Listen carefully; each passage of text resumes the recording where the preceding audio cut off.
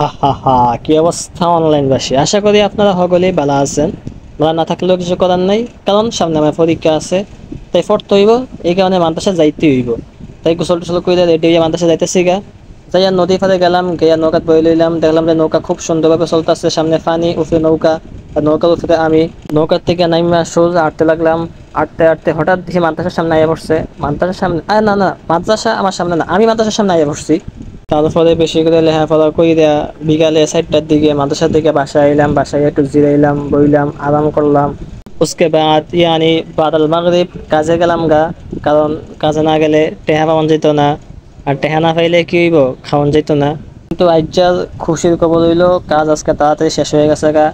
11:30টার ভিতরেই দোকানে যত মাল সামান আছে সব শেষ হয়ে গেছে গা, বেচা টেচা শেষ করে লাইছি। তারপরে নাচতে নাচতে বাসায় পড়লাম, কারণ কাজ তাড়াতাড়ি শেষ হয়ে গেছে গা। বাসায় আইয়া কয়টা খাইলাম। খাইতে তো হইব, না খেলে তো পেটে খিদে থাকবো, তাহলে ঘুমাইতো না। খাইয়া দাইয়া লাইট মাইট বন্ধ কইরা ঘুমাই গেলাম গা।